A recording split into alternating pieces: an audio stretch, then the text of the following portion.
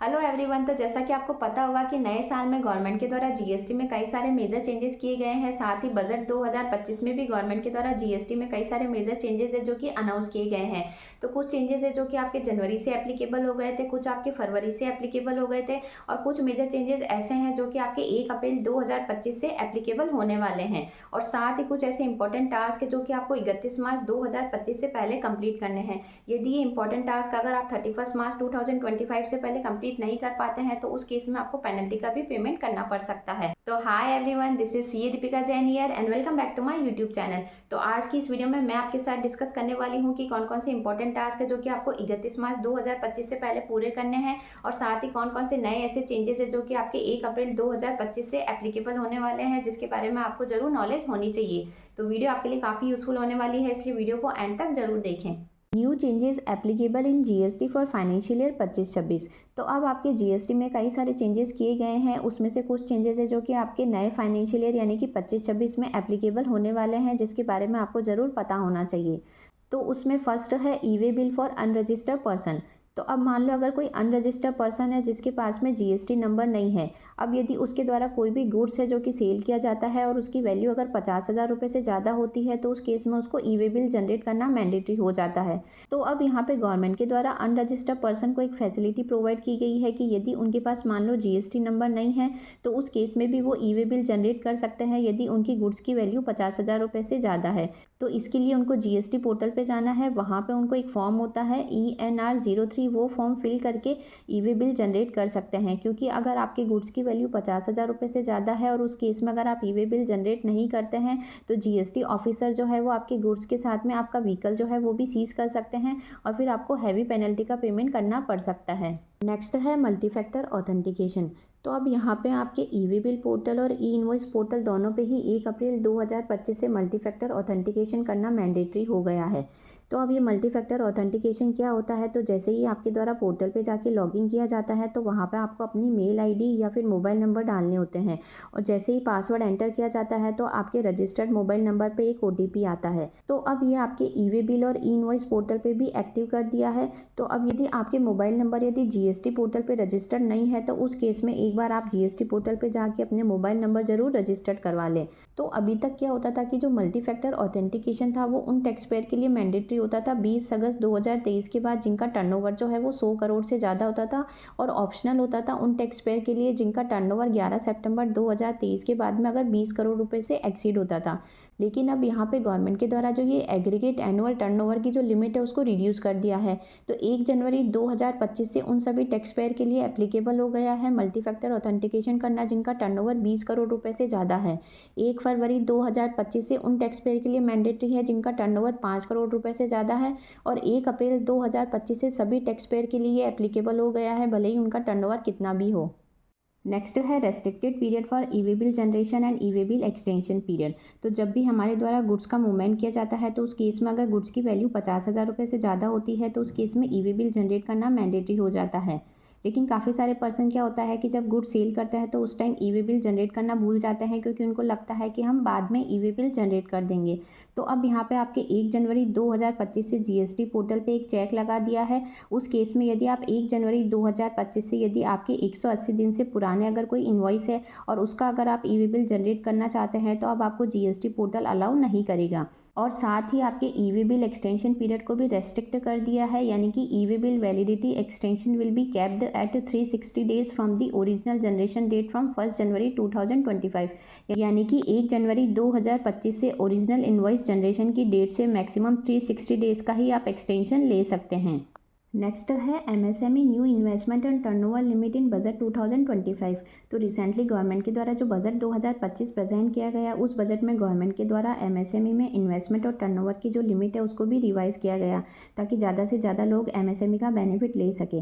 तो अब यहाँ पे गवर्नमेंट के द्वारा जो बजट 2025 में लिमिट रिवाइज की गई है इसके अकॉर्डिंग माइक्रो एंटरप्राइजेज में ऐसे एंटरप्राइजेस कवर होते हैं जिनका इन्वेस्टमेंट जो है वो 2.5 करोड़ तक है और जिनका टर्नओवर जो है वो अप टू 10 करोड़ है। अब स्मॉल एंटरप्राइजेज में ऐसे एंटरप्राइजेज कवर होते हैं जिनका इन्वेस्टमेंट जो है वो 25 करोड़ तक है और जिनका टर्नओवर जो है वो 100 करोड़ रुपए तक है। और मीडियम एंटरप्राइजेज में ऐसे एंटरप्राइजेज कवर होते हैं जिनका इन्वेस्टमेंट 125 करोड़ तक का है और जिनका टर्नओवर जो है वो 500 करोड़ तक का है। तो अब यदि कोई एंटरप्राइजेज जिनका टर्नओवर 500 करोड़ से ज़्यादा हो जाता है तो ऐसे एंटरप्राइजेज जो है वो एमएसएमई की कैटेगरी से बाहर हो जाते हैं, यानी कि उनको लार्ज एंटरप्राइजेज कंसिडर किया जाता है और वो एमएसएमई का बेनिफिट नहीं ले सकते हैं।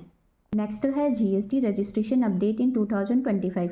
तो अब यदि आप 2025 में कोई नया जीएसटी नंबर लेते हैं तो उस केस में आपके जीएसटी रजिस्ट्रेशन का जो प्रोसेस है वो चेंज हो गया है, क्योंकि यहाँ पे जीएसटीआईएन के द्वारा 12 फरवरी 2025 को एक एडवाइजरी इशू की गई है और उस एडवाइजरी के अकॉर्डिंग अब कोई भी पर्सन जो कि जीएसटी रजिस्ट्रेशन के लिए अप्लाई करता है तो उनको अपना आधार ऑथेंटिकेशन और बायोमेट्रिक ऑथेंटिकेशन करना मैंडेटरी हो गया है। तो अब यदि कोई पर्सन जिन्होंने अपना आधार ऑथेंटिकेशन नहीं किया है तो उनको जीएसटी सुविधा केंद्र पे जाना है, अपने डॉक्यूमेंट दिखाना है, साथ ही उनकी फ़ोटो कैप्चर की जाएगी और फिर उनका आधार ऑथेंटिकेशन किया जाएगा और साथ ही उनको अपना बायोमेट्रिक ऑथेंटिकेशन भी जीएसटी सुविधा केंद्र पे जाके करना है, क्योंकि जब तक मान लो पर्सन के द्वारा अपना आधार ऑथेंटिकेशन या बायोमेट्रिक ऑथेंटिकेशन नहीं किया जाएगा तो उस केस में उनको एआरएन नंबर यानी कि एप्लीकेशन रेफरेंस नंबर जनरेट नहीं किए जाएंगे। तो अब यहाँ पे बायोमेट्रिक ऑथेंटिकेशन करने के लिए जो जीएसटी सुविधा केंद्र है वो लगभग सभी जगह ओपन हो गए हैं। तो अब यदि आपके पास भी मेल पे ऐसा कोई मैसेज आता है रजिस्ट्रेशन के रिगार्डिंग तो आप बायोमेट्रिक ऑथेंटिकेशन ज़रूर करें। नेक्स्ट है रिफंड अंडर जीएसटी। तो according to section 54 of CGST act an application for claiming refund of any tax and interest can be made before the expiry of 2 year from the end of the relevant date. तो अब मान लो अगर कोई person है जो कि GST में registered है और उसका मान लो कोई इंटरेस्ट या टैक्स का रिफंड बनता है तो उस केस में वो रिलेवेंट फाइनेंशियल ईयर कंप्लीट होने के 2 साल के अंदर अपना रिफंड क्लेम कर सकता है। फॉर एग्जांपल मान लो मिस्टर राम है जिसका फाइनेंशियल ईयर 22-23 का रिफंड है 50,000 रुपये का, तो वो इस 50,000 के रिफंड के लिए 31 मार्च 2025 तक क्लेम कर सकता है। नेक्स्ट है जीएसटी एमनेस्टी स्कीम। तो ये स्कीम जो है वो आपकी फाइनेंशियल ईयर 17-18 से लेके फाइनेंशियल ईयर 19-20 के बीच में अगर आपको सेक्शन 73 में कोई भी नोटिस या कोई भी ऑर्डर इशू किया गया है तो उस केस में आप क्या कर सकते हैं कि यदि 31 मार्च 2025 तक टैक्स का पेमेंट कर लेते हैं तो आपको सेक्शन 50 में इंटरेस्ट और पेनल्टी का पेमेंट नहीं करना पड़ेगा। और साथ ही आपको इसके संबंध में एक एप्लीकेशन भी है जो कि वेवर की सबमिट करनी पड़ेगी 30 जून 2025 से पहले। लेकिन एक चीज़ यहाँ पर आपको ध्यान रखनी है कि यदि आपने ऑलरेडी इंटरेस्ट या पेनल्टी का अगर पेमेंट कर दिया है तो उस केस में आपको कोई भी रिफंड नहीं प्रोवाइड किया जाएगा। और साथ ही यदि आपको एक से ज़्यादा कोई नोटिस है या ऑर्डर है या स्टेटमेंट इशू किए गए हैं तो इन सभी के संबंध में आपको सेपरेट एप्लीकेशन जो है वो फाइल करनी पड़ेगी। लेकिन इस स्कीम का बेनिफिट आप तब नहीं ले सकते हैं यदि मान लो कोई ऑर्डर है या कोई नोटिस है जिसके संबंध में कोई भी अपील या कोई भी पेटिशन है जो कि पेंडिंग चल रही है और वो अभी तक आपने विड्रॉ नहीं की है, या फिर मान लो अगर आपने कोई गलती से रिफंड क्लेम कर लिया है और बाद में यदि आप टैक्स का पेमेंट करते हैं तो उस केस में भी आप इस स्कीम का बेनिफिट नहीं ले सकते हैं। नेक्स्ट है waiver of late fee for GST and 9C for financial year 17-18 to financial year 22-23। तो अब यहाँ पे टैक्स पेयर को ये ऑप्शन प्रोवाइड किया गया है कि यदि उन्होंने अपनी फाइनेंशियल ईयर 2017-18 से लेके फाइनेंशियल ईयर 2022-23 की जीएसटी आर 9C अगर फाइल नहीं की है लेकिन उन्होंने अपनी जीएसटी आर 9 ऑलरेडी फाइल कर दी है तो उस केस में उनके पास ये ऑप्शन है कि वो 31 मार्च 2025 तक अपनी इन चारों फाइनेंशियल ईयर की जीएसटी आर 9C बिना किसी पेनल्टी के साथ फाइल कर सकते हैं। नेक्स्ट है update in GST R 3B। तो अब आपके 1 मार्च 2025 से जीएसटी आर 3B में भी कुछ चेंजेस है जो कि एप्लीकेबल हो गए हैं।